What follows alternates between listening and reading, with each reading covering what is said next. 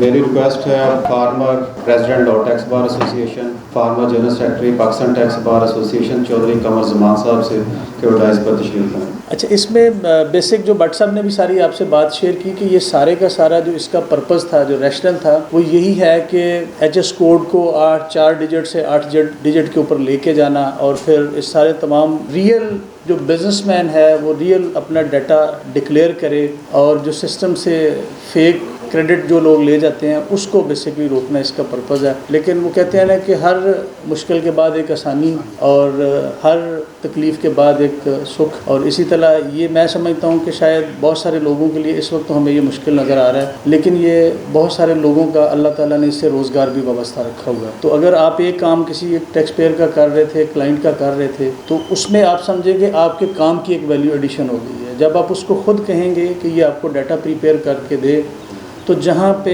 पूरा accounting system नहीं है, जहाँ पे प्रॉपर एक प्रोफेशनल अकाउंटेंट नहीं बैठा हुआ, वहाँ से आपको इन्फॉर्मेशन नहीं मिल सकती, वो आपको बनानी पड़ेगी। आप उनको ये कहें कि जी ये आप मुझे डाटा प्रिपेयर करा के दें ताकि मैं आपकी रिटर्न मुकम्मल कर सकूँ। अगर वो कहते हैं कि जी ये नहीं हम करके दे सकते, तो आप उसको कहें जी जो मेरी फ़ीस है उसमें ये फिर एडिशनल फ़ीस मैं एक चार्ज करूँगा, क्योंकि मेरा जो काम है वो बढ़ गया पहले से। ज़ाहिर है अगर आप ट्रेडर हैं तो उसके लिए आपने मटेरियल जो उसकी ख़रीद आएगी वहाँ से आपने उसका स्टॉक भी उठाना है, उसकी वैल्यूएशन भी लेनी है, और फिर जो सप्लाई करेंगे वो वहाँ से आपने वो स्टॉक को मिना भी करना है, और अल्टीमेटली ओपनिंग क्लोजिंग स्टॉक उसको जब मैच करने हैं तो फिर आपने एक काम तो उसके लिए करना है। तो मेरा सबसे पहले आपको मशवरा है कि पुरानी फ़ीस में काम ना कीजिएगा, नई फ़ीस सब तय करें, उसके साथ काम करें। तो ये इसी तरह होता है कि जब भी कभी आप देखते हैं कि बड़ा आसान वक्त था कि लोग एक एक ऑफिस से 2-2, 3-3 हज़ार लोग रिटर्न जमा कराते थे, फिर एक वक्त आया आहिस्ता आहिस्ता कि वो काम डिस्ट्रीब्यूट होना शुरू हो गया, IT का दौर आया और काम डिस्ट्रीब्यूशन हो के प्रॉपर आपको वर्किंग करनी पड़ गई, रिटर्न एक स्टैंडर्ड फॉर्मेट पे ऊपर आ गई। पहले ये होता था कि हम देखते थे बहुत सारी रिटर्न जो थी उसमें सिर्फ इनकम के खाने में एक इनकम लिखी होती थी और नीचे अगर किसी ने टैक्स अदा कर दिया तो वो 2 चीज़ें लिखी होती थी। अब आपको एक प्रॉपर रिटर्न बनानी पड़ती है प्रोफेशनली, सेल्स उसकी काउंट फार करनी है, सर्विसेज करनी है, ओपनिंग स्टॉक थे, परचेजेज आई, उसने सेल की, उसके बाद क्लोजिंग स्टॉक उसका बचा, फिर उसके बिज़नेस के ओवरहेड्स हैं जिसमें उसके एडमिनिस्ट्रेशन के एक्सपेंसेस हैं, उसमें यूटिलिटीज़ के एक्सपेंसेस हैं, वो तमाम आपने इनकॉर्पोरेट किए और आप रिटर्न की शक्ल आ गई। फिर हमने एक बड़ा एतराज़ किया जब बैलेंस शीट आई, और आज बहुत सारी जगह जब आप बैलेंस शीट बनाते हैं तो उसके लिए भी ज़ाहिर है आपको एक इक्विपमेंट चाहिए प्रिपेयर करने के लिए, और वो इन्फॉर्मेशन जो बहुत सारी इन्फॉर्मेशन आपके पास टैक्स पेयर की नहीं आती थी वो आपके पास आना चाहिए। इससे थोड़ा सा पहले चले जाएं तो वेल स्टेटमेंट मैंडेटरी करार पाई, तो आपको तो पता ही नहीं होता था, 5,000 रुपये फ़ीस दे के एक बंदा चला जाता था कि उसके बिज़नेस का स्पैन क्या और बिजली के बिल दे के। जब वेल स्टेटमेंट का डिक्लेरेशन आया तो आपको पता चला कि इसके कितने बैंक अकाउंट हैं, इसके बिज़नेस का वॉल्यूम कितना है, इसकी प्रॉपर्टीज़ कहाँ पे हैं, ये क्या ख़रीद रहा है, क्या बेच रहा है। तो जब आपका डिक्लेरेशन आया आपका काम बढ़ा, अल्टीमेटली आपकी फ़ीस जो है वो इन्हांस हुई। तो जब भी कोई जिद्दत आती है वो साथ नई अपॉर्चुनिटीज़ लेके आती है, तो इसको पहले तो हम ये समझे नॉर्मल हो गए कि ये एक हमारे लिए एक्स्ट्रा बर्डन नहीं है, ये हमारी एक जॉब की असाइनमेंट है। नहीं, हमें, मैं समझता हूँ कि इस तरीके से इसको लेना चाहिए कि एक जॉब की नई असाइनमेंट है। अगर आपने अपने काम से 2 घंटे ज़्यादा काम कर रहे हैं तो you should charge that amount. Nothing is free, इस दुनिया में कोई चीज़ फ्री नहीं है। जब आप सर्विसेज प्रोवाइड कर रहे हैं तो you have to charge your services. जो प्रोवर्ब है, कहते हैं कि लॉयर्स स्टॉक एंड ट्रेड जो है उसका वक्त है, तो जब आप अपना वक्त देते हैं तो उस वक्त को चार्ज करें। अच्छा, इसके साथ साथ जब अभी जैसे आप रिटर्न बनाएंगे तो उसमें जिन लोगों ने मार्च में अपने स्टॉक्स के एनेक्जर नहीं भरे तो वो अप्रैल में अब नहीं भरे जाएंगे। उसके लिए सदर साहब ने ख़त तो लिख दिया, हम दोबारा उस पर बोर्ड के साथ बात कर रहे हैं कि आप इनको अप्रैल में भी ओपन कर दें, या मार्च को एटलीस्ट जो एनेक्जर्स हैं इनको आप ओपन कर दें। रिटर्न आपकी सबमिटेड है लेकिन एनेक्जर जो हैं उनको फ़िलहाल ओपन कर दें ताकि मार्च से अगले ओपनिंग स्टॉक डाल के तो आप आगे लेके आ सकें। तो जिन लोगों ने मार्च में रिटर्न में अपने स्टॉक्स लिख दिए थे उन लोगों की तो रिटर्न में आगे ओपनिंग स्टॉक आ गया अप्रैल में, लेकिन जिन्होंने नहीं लिखे उनका ओपनिंग स्टॉक नहीं आ रहा। अब वो सिस्टम ऑटो आपकी परचेजेस को उठा रहा है, सेल को मिनहा कर रहा है और आपने क्लोजिंग बैलेंसेस वहाँ पे देने हैं। ये एक रिटर्न जो लेट होती और जहाँ कहीं हमने जल्दी किया वहाँ ये एक प्रॉब्लम आ गई है। लेकिन इंशाल्लाह बार आपके साथ खड़ी है, जहाँ जहाँ आपके लिए मुश्किल है हमारी पूरी कोशिश होगी। मैंने सदर साहब से, सेक्रेटरी साहब से भी कहा है कि आप दोबारा इस पर एक रिमाइंडर डालें और मेंबर ऑपरेशन से हम बात करें, FBR के चेयरमैन से बात करें कि ये एक प्रैक्टिकल इशू है। चूँकि आपने फ़र्स्ट टाइम एक चीज़ को इंट्रोड्यूस कराया है तो बहुत सारे लोगों के लिए मुमकिन नहीं है, कुछ लोग अर्ली रिटर्न फाइल कर देते हैं।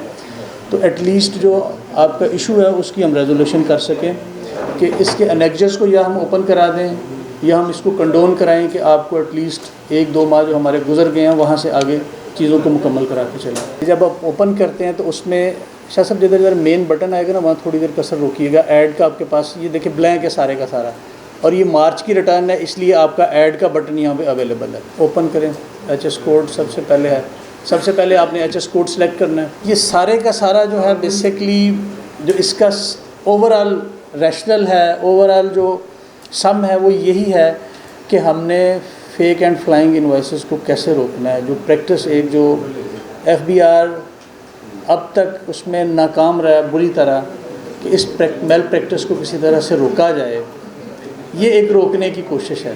परचेज़ नहीं होगा, ओपनिंग में जो आएगा ना देख लेना इसमें कौन सा हेड्स में आती है। जितनी आपके अब परचेजेज आएंगी वो 8 डिजिट उस पर कोड आ रहा होगा, इसको लिख लेना आप ताकि आगे आपने वही एंटर कर लेना 8544-7000। ये जो कंपनी थी इसने इंपोर्ट जब की है, परचेज़ लोकल की है, तो ये 8544 का चैप्टर है। ये basically cables, optical fibre cable product जो डिस्क्रिप्शन है ये आप खुद भी ऐड कर सकते हैं। एक आप HS कोड है, बाज़ दफ़ा चूँकि एक HS कोड के अंदर बहुत सारी आइटम्स आती हैं बाज़ दफ़ा, तो वहाँ पर जाके आप अपनी स्पेसिफिक प्रोडक्ट भी लिख सकते हैं। ये जिस शख्स ने भी बेचा माल उसने आगे प्रोडक्ट का नाम भी अपनी का लिखा कि मेरी जो केबल है वो फाइबर ऑप्टिक फाइबर केबल है जी। वो आपके पास कोड आ गया और उसमें से 7000 जहाँ आ रहा है ना एंड में वो उसको सिलेक्ट कर लें।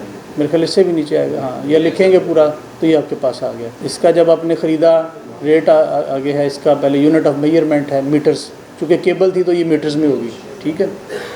और सेल्स टैक्स का रेट स्टैंडर्ड है इसका 18%। उसने जितने आपके सेल्स टैक्स एक्ट के अंदर रेट्स हैं सारे के सारे दे दिए। अब वैल्यू ऑफ गुड्स लिखें यहाँ पे।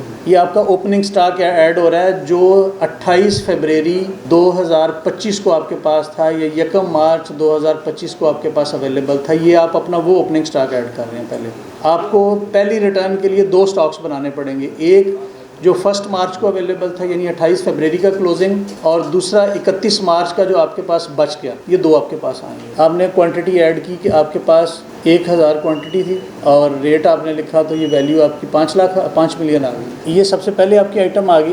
आगे आए ना इसमें, इस HS कोड में अगर आपकी कोई और परचेजेज हैं तो वो इसमें ऐड हो जाएंगी ना। ये दरमियान वाला ओपनिंग स्टॉक का देखिए पोर्शन है, पहले सबसे पहला पोर्शन ऊपर लिखा है ओपनिंग स्टॉक। यहाँ पे आपकी वैल्यूएशन आ गई, क्वांटिटी आ गई, और फिर आगे आ गई goods purchased imported during the month. जो आपके बस इधर रुके ना, ये जिधर 50 लिखा है उसके नीचे पीछे ये वाला आपका नीचे पोर्शन आ गया जो आपने इस चैप्टर में ड्यूरिंग द मंथ आपकी परचेजेज आई। ये सिस्टम ने ऑटो आपकी उठा दी, ठीक है। फिर आप वो कहता है कि ये इंपोर्ट वाला पोर्शन है। आगे फिर आगे डोमेस्टिक टैक्सेबल परचेज, डोमेस्टिक इस चैप्टर में आपकी परचेज नहीं आई इस माह में, ठीक है। आगे फिर एग्जेम्प्ट गुड्स, इस माह में एग्जाम्प्ट गुड्स भी आपकी नहीं आई। आगे हैं डोमेस्टिक जीरो रेटेड परचेजेस, वो भी आपकी नहीं आई। अब आपके पास एंड में है क्लोजिंग बैलेंस।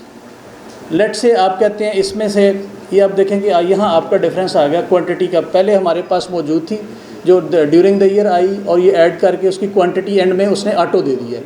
यहाँ आप अपनी वैल्यू जो है मर्ज़ी की लिख सकते हैं। हम कहते हैं लेट से इसमें से अगर कोई सेल नहीं हुआ तो दोनों वैल्यूज़ जो हैं 5 मिलियन प्लस वो दोनों ऐड करके हम यहाँ पे लिख देंगे अगर नहीं सेल है। परचेज ड्यूरिंग द मंथ और ओपनिंग स्टॉक, ओपनिंग में आपका 5 मिलियन आया प्लस आपकी परचेज़ की अमाउंट, इन दोनों को ऐड कीजिएगा। शायद बैक पे आए वापस, जो ड्यूरिंग द मंथ है।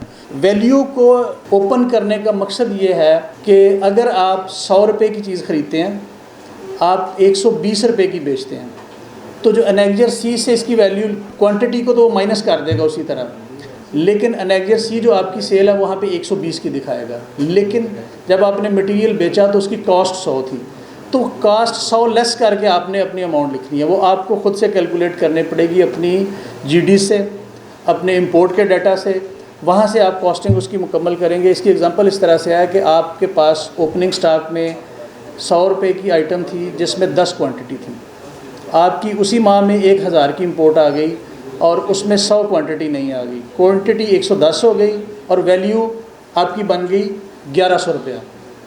जब आप उसमें से 50 पीस बेच देंगे, जिसकी एवरेज जो कॉस्ट निकलती थी वो आपकी 10 रुपये निकलती थी, तो जो माइनस होगी वैल्यू आपकी, वो आपकी 500 रुपये वैल्यू होगी।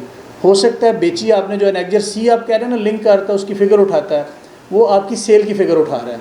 वो इसलिए उठाता है कि आपकी सेल वैल्यू को वो लेके आ रहा है, लेकिन जब यहाँ पे आप अमेंड करके फ़िगर लिखेंगे तो वो फ़िगर लिखेंगे जो आपकी कॉस्ट वैल्यू बनेगी उस आइटम की, कि पर आइटम आपने ख़रीदी 10 रुपये की, 50 बेची तो 500 आप लेस करेंगे और क्लोजिंग वैल्यू जो आपकी 1100 में से बचेगी वो 600 बचेगी।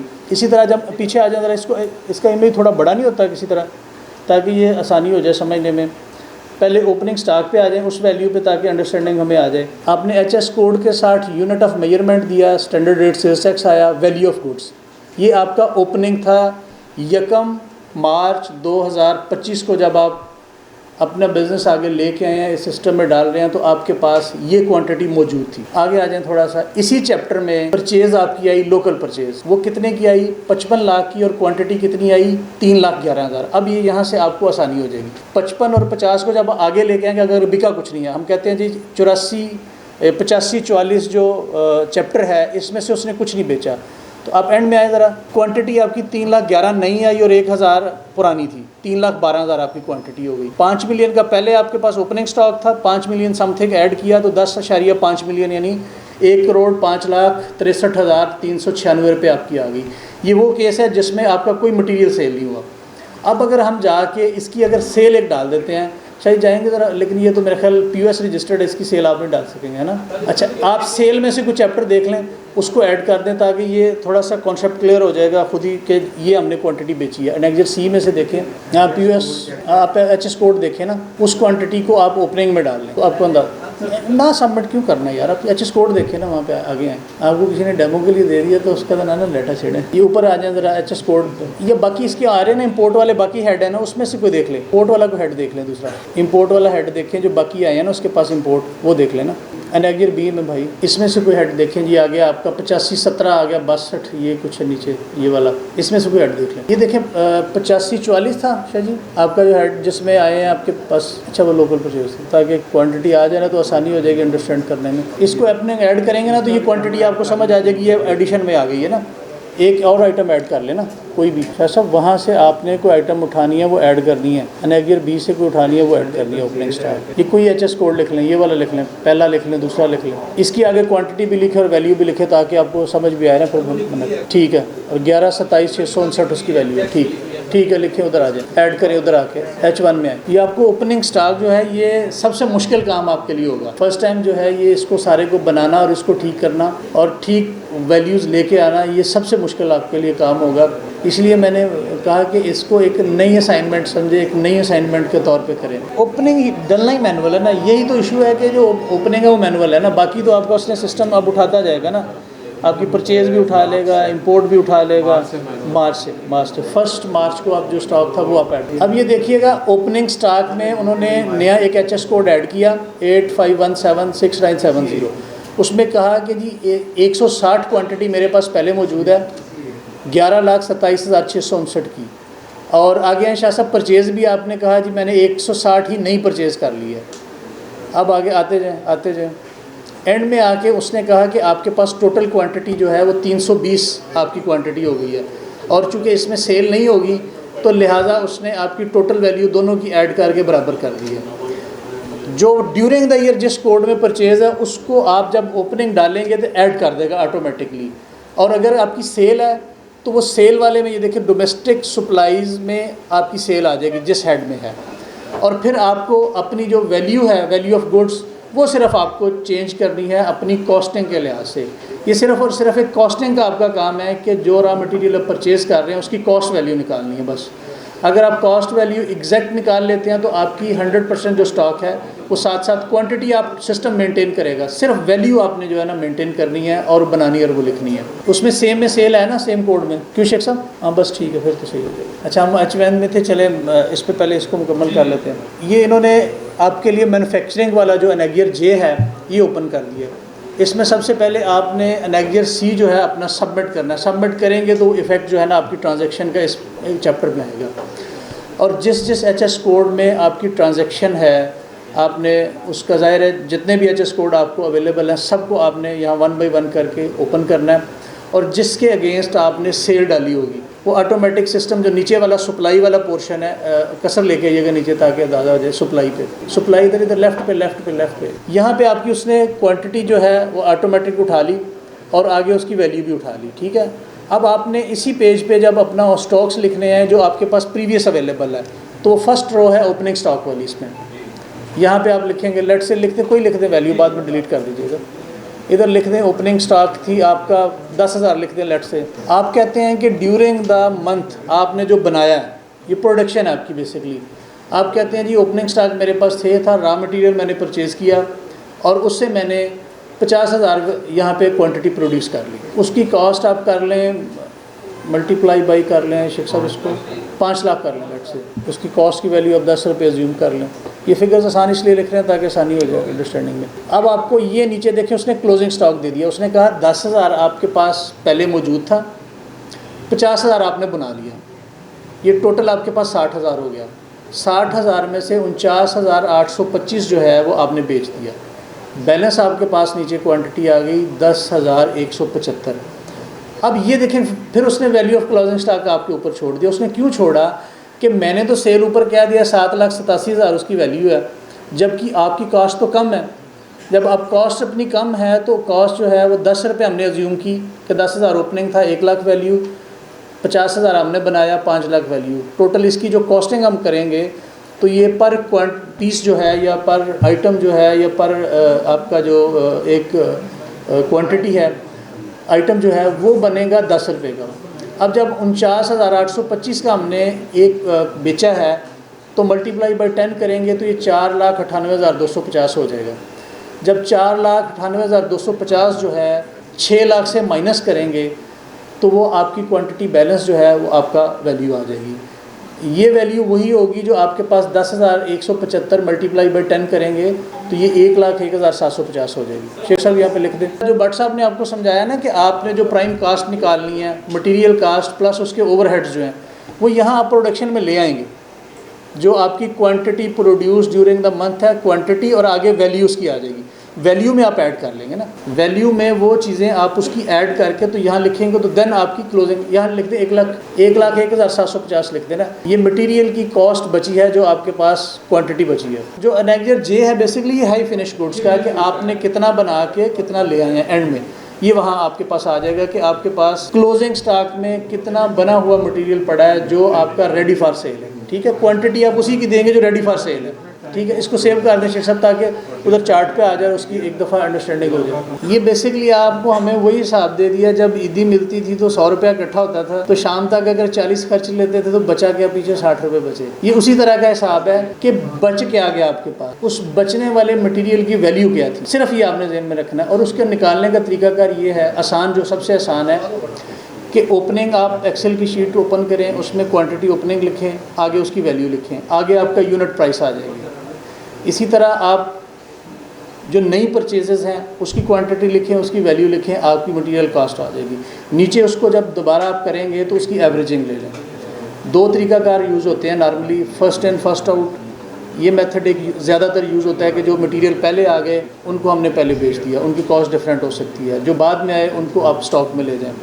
दूसरा ये होता है कि आप उसकी एवरेज ऑन कर लेते हैं कि अगर टोटल जो क्वांटिटी आपने परचेज़ की और जो आपका ओपनिंग स्टॉक था उसको एवरेज कर लें, total quantity total caste divide करके, तो आपके पास यूनिट कॉस्ट आ जाएगी। यूनिट कास्ट जो है बेसिकली वो निकालना ही आपके लिए एक टास्क है। उसके बाद बाकी आपका एग्रीगेट एंड में क्वांटिटी बची तो जो यूनिट कास्ट है उसे मल्टीप्लाई करके तो आप वैल्यू लिख देंगे। ठीक है, ये आपको थोड़ी सी हेल्प जो है वो एक्सेल की लेनी पड़ेगी ताकि आप लोगों के लिए आसानी हो जाए। एक दफ़ा फॉर्मेट एक बना लें कि क्वांटिटी, वैल्यू और यूनिट कास्ट, इसी से आपका सारे का सारा ये टोटल एनालिसिस चलेगा। ये अब आ जाइएगा शुरू में शेख साहब आइएगा पहले जहाँ से हम, ये आपने जो ऐड किया अभी ओपनिंग स्टॉक ऐड किया था वो, और आगे उसकी वैल्यू आ गई, फिर जो बनाया उसकी वैल्यू आ गई, फिर आपने जो बेचा उसकी वैल्यू आ गई। ठीक है, अब आपके पास बच क्या गया, ये टोटल आपके पास कंप्लीट आ गया। ये इसके अब देखिए बेसिक 4 पोर्शन हो गए। पहला स्टॉक की ओपनिंग का, पहले तो उसकी डिस्क्रिप्शन आ गई गुड्स की कि गुड्स हैं क्या, उसका एचएस कोड क्या है, उसकी आपने प्रोडक्ट का जैसे डिस्क्रिप्शन पूछा कि क्या आइटम है आपके पास, फिर यूनिट ऑफ मेजरमेंट क्या है, फिर आगे अभी भी देखिए एम टन दे रहा है यूनिट ऑफ मेजरमेंट में, हमने जबकि वहाँ पे केजी लिखा था। सदर साहब ये नोट कर लें क्योंकि आप जो खत लिखते हैं तो ये साथ उनको भेजें ये भी कि हमने वहाँ पे ऐड कुछ कर रहे हैं और आपकी प्रोडक्ट जो है ना कुछ हो रही है। फिर आपका सप्लाई का पोर्शन आ गया कि क्या आपने बेचा, उसमें से अगर एक्सपोर्ट आपकी है वो भी आपका अलग से उसने दे दिया आपको कि वैल्यू ऑफ एक्सपोर्ट अलग लिख दें, और एंड में आके क्लोजिंग बैलेंस आ गए, क्वांटिटी और वैल्यू 2 चीज़ें आपके पास बच गई। ठीक है, यही सम है। अगर आपकी एक से ज़्यादा आइटम्स हैं तो यही सम बनेगा। अब अभी शेख साहब ने सवाल किया कि अगर आपका रॉ मटेरियल जो है वहाँ पे यूनिट ऑफ मेजरमेंट डिफरेंट है तो फिर आप कैसे निकालेंगे। उसमें 2 फार्मूलाज होते हैं। अगर आपका रॉ मटेरियल केजीज़ में आ रहा है या मीटर्स में आ रहा है तो फिर आप हर इदारे की एक जिसको भट्ट साहब ने एक रेसिपी का कल परसों लफ्ज़ बोल रहे थे, लेकिन उसका फार्मूला होता है कि 1 केजी में से कितने मीटर माल निकलेगा या 1 केजी में से कितने यूनिट प्रोड्यूस होंगे। डिफरेंट हो सकते हैं ना।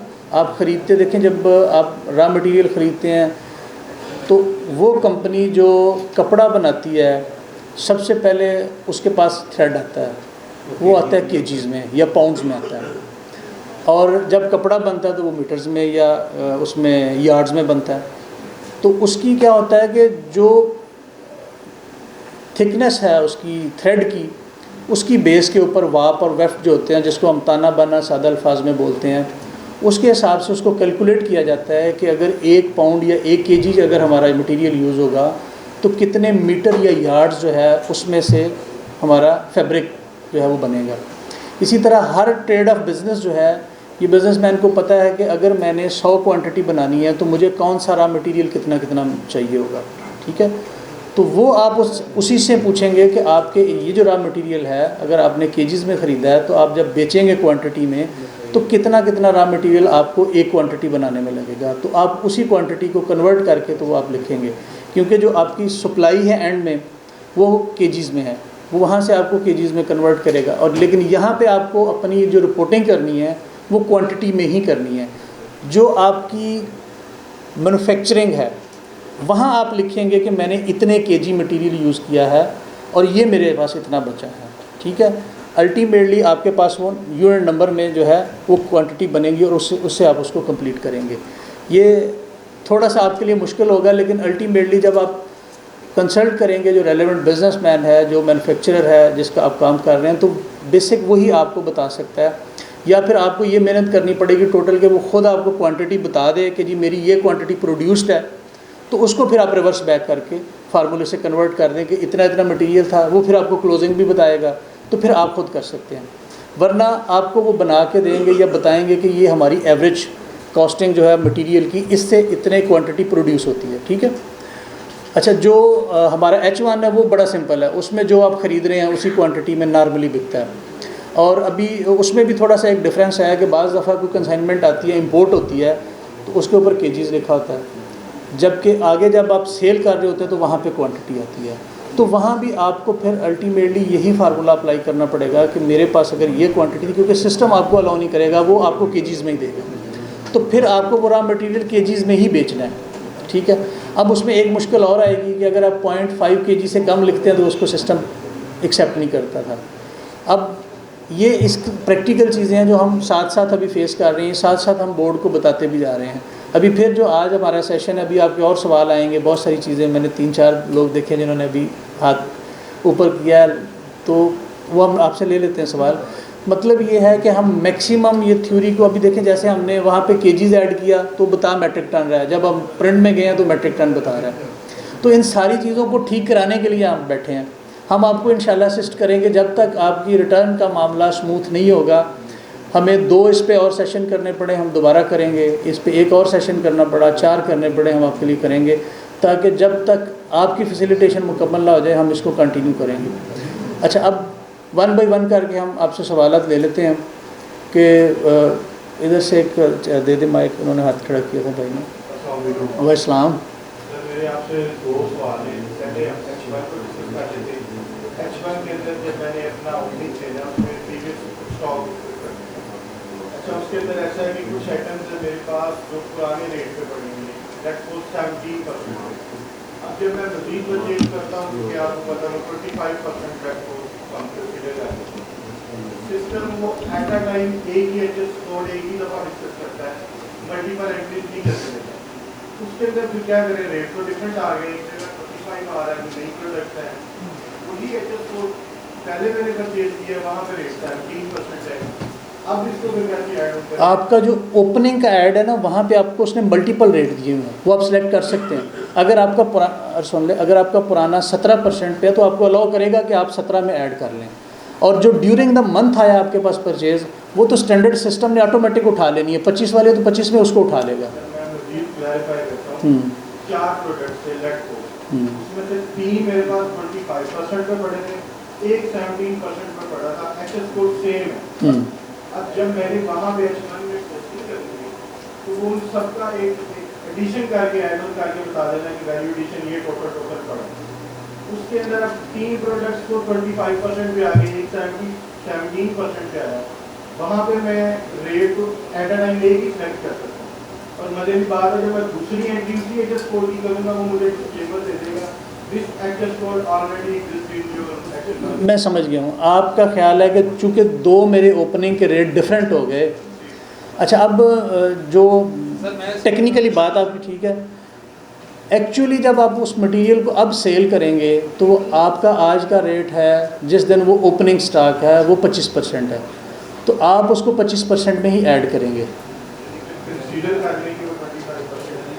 कंसिडर नहीं, कंसिडर देखिए, वहाँ पे आपको सेल्स टैक्स तो दे ही नहीं रहा, आपको से तो सिर्फ उसकी वैल्यूएशन मांग रहा है और पूछ रहा है कि ये आइटम जो है आज की डेट में किस रेट पे, स्टैंडर्ड रेट्स पे इस पे अप्लाई होता है। स्टैंडर्ड है 17 है, 18 है या 25 है या रिड्यूस रेट है। तो जो आज के दिन आपका रेट अवेलेबल होगा आप वही रेट उसको देंगे, क्योंकि आपने उसकी फर्दर सेलिंग उसी रेट में करनी है ना, तो इसलिए आपको 25 ही वहाँ लिखना पड़ेगा, चाहे वो 17 वाला हो, 16 वाला हो, कोई रिड्यूस वाला हो। अगर सेम आइटम है तो आज के डेट में अगर 25 पे सेल हो रही है तो 25 ही लिखेंगे। ठीक, और आउटपुट 25% कर रहे हैं। शाह साहब उसमें देखें आपकी, बाकी को डिफरेंस पे करना पड़ेगा। हाँ मैं वही तो अर्ज़ कर रहा हूँ ना कि आपने लेना ही सिस्टम में ऐड ही 25 पे करना है। आज की डेट में आपने भले फ्री ख़रीदा हो, अगर रेट स्टैंडर्ड 25 है तो वो आपने 25% टैक्स देना है, क्योंकि आज की डेट में जो एप्लीकेबल रेट है सेल्स टैक्स जो है, इसका टाइम और सप्लाई जो है वो बड़ा इंपॉर्टेंट है। 2 चीज़ें हैं, या आपने पेमेंट रिसीव पहले कर लिया या गुड सप्लाई पहले कर दिया, इनमें से 2 जो इवेंट में से पहले होगा, और उस डेट को जो रेट होगा वही आपको लगना है। तो वो आज 25 है तो 25 में ही आपका ऐड होना है। दूसरा ये जे के अंदर मैन्युफैक्चरर की बात कर रहे हैं, अब एक एडजस्ट कोड फिनिशिंग कोड है वो बनता है मल्टीपल रॉ मटेरियल, उसके अंदर मटेरियल यूनिट का बड़ा मसला है। एक एडजस्ट कोड मतलब कि जो टेबल की बात आपने वो ले लेते हैं, टेबल मैंने बनाया तभी मेरी प्लस की भी खरीदा तो भी खरीदा, चीज का एडजस्ट कोड और मटेरियल यूनिट डिफरेंट है। अब मेरा इस्तेमाल हुआ फिनिशिंग कोड आ गया मेरे पास प्रोडक्ट टेबल, उसका एडजस्ट कोड ठीक है तभी उसी कैटेगरी में आ जाता है कैटेगरी, वो जो मैंने की इस्तेमाल की है तब उसका भी मेजरिंग यूनिट कैसे मैं यहाँ पे केजी डिफाइन करूँ, क्या करूँ, तो लगभग इसी से आ रहा है। ये मेजरिंग यूनिट का बड़ा मसला है। आपने टेबल बनाने के लिए कितने एचएस कोड में माल ख़रीदा? 3 एचएस कोड में। किस किस एचएस कोड में ख़रीदा? नंबर 1 वुड, सेकंड कील, थर्ड ग्लू। अब 3 एचएस कोड में आपने ख़रीदा लकड़ी, आपके नेल्स और तीसरी आपकी आ गई ग्लू। 3 आइटम, ये तीनों डिफरेंट एचएस कोड के हैं। उस मेजरिंग यूनिट भी डिफरेंट है, तीनों की एंट्री अलग अलग है। 3 एचएस कोड की तीनों की अलग अलग है। आपने लकड़ी आपने कहा ख़रीदी है आपने, ये चूँकि क्यूबिक फिट में मेजर होती है लकड़ी जो बेसिक है, ठीक है। आपने लकड़ी को क्यूबिक फिट में लिख लिया, आपने 5 लेट से मैं कहता हूँ कि आपने 5 क्यूबिक फुट खरीदी। आपके पास नेल्स आ गई सेकंड आइटम, आपने वो ख़रीदे टोटल 1 kg।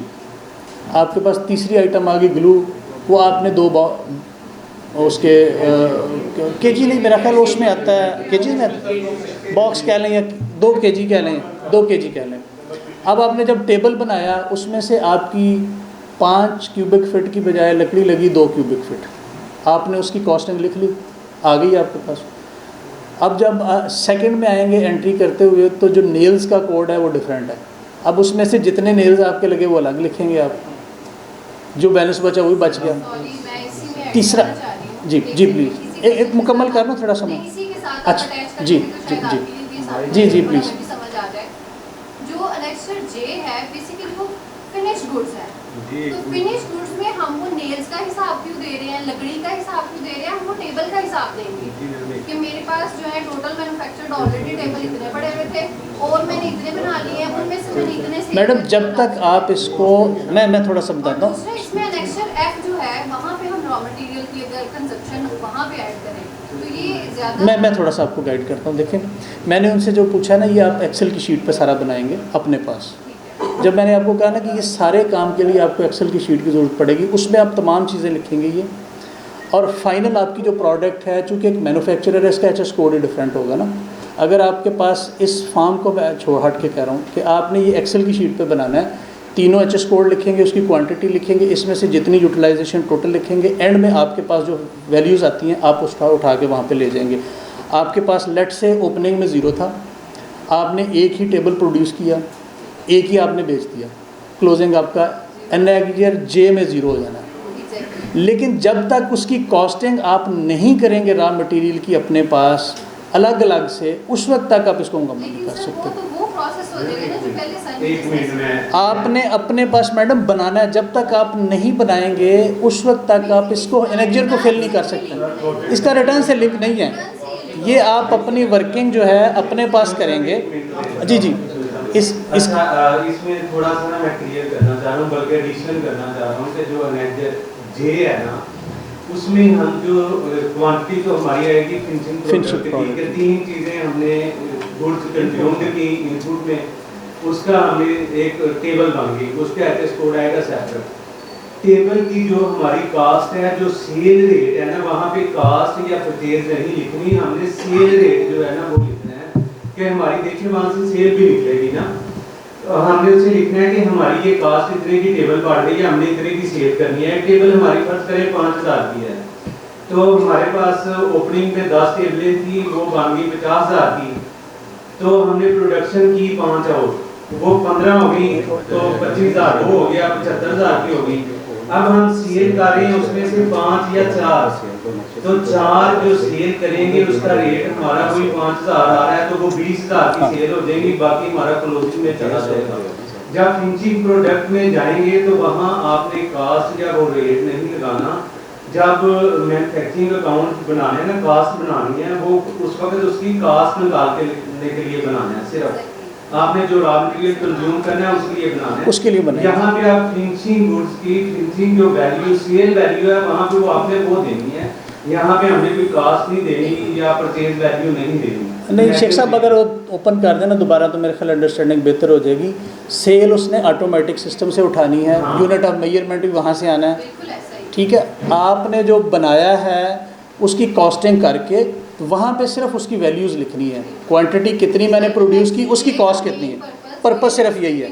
बिहाइंड बेसिकली तो यही है ना कि कॉस्ट कितनी आई है, this is the main question. हम अपना जीपी सेट करने के लिए कभी फिनिश गुड्स जितना मर्जी डाल दिया, अब इस तरह नहीं होगा। अब इसको मुकम्मल आपको करना पड़ेगा। जब तक आप कॉस्टिंग नहीं करेंगे, मैंने 3-4 दफ़ा इसीलिए लफ्ज़ बोला कि कॉस्टिंग का।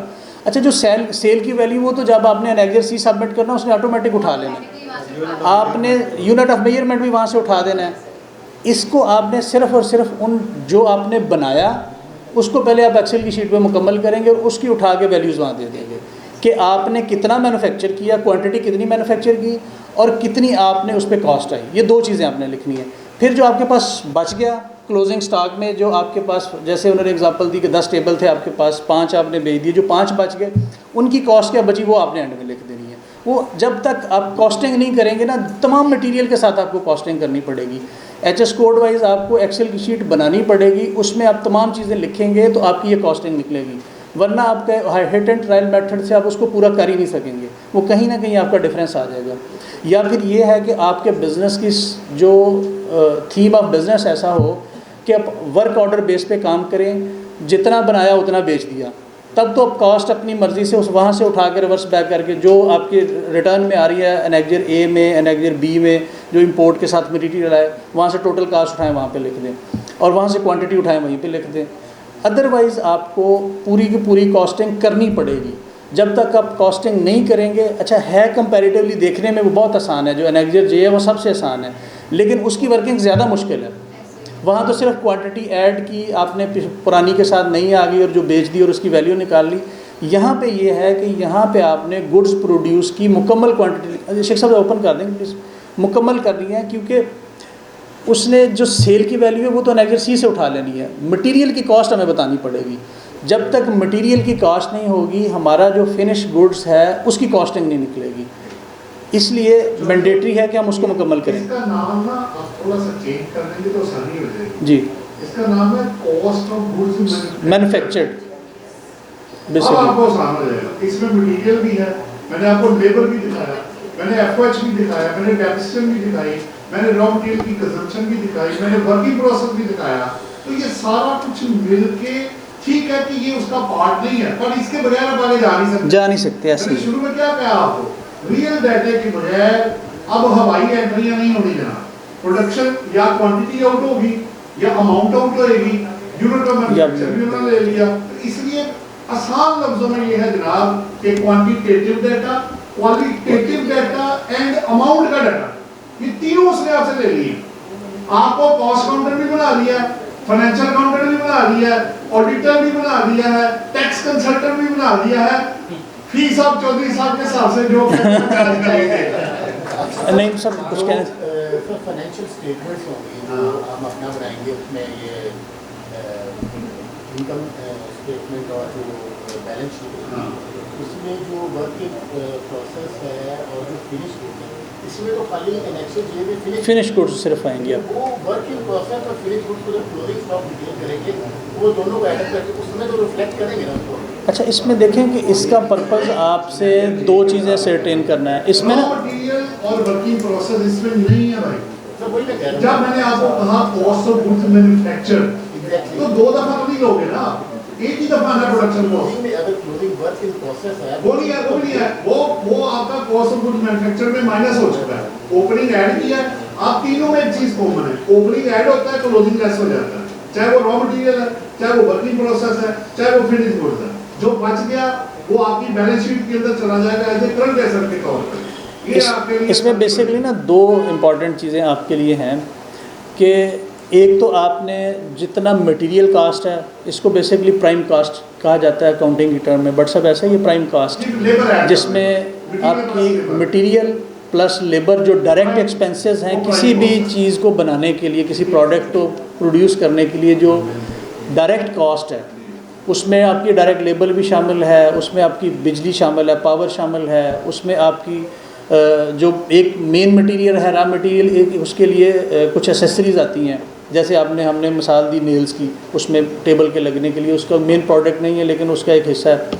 तो ये तमाम जो चीज़ें हैं उसको जो एक आइटम बनाने के लिए जितनी हमें कास्ट आई एडमिन कॉस्ट से हट के, वो तमाम की तमाम जो है वो आपकी कॉस्टिंग का हिस्सा बनेगी और आपकी प्रोडक्ट का हिस्सा बनेगी। अच्छा, आपने जो कहा ना वर्क इन प्रोग्रेस, अच्छा जब आप बनाएंगे चार्ट अपने पास एक्सेल में तो वहाँ आपको तमाम चीज़ें मुकम्मल करनी पड़ेंगी।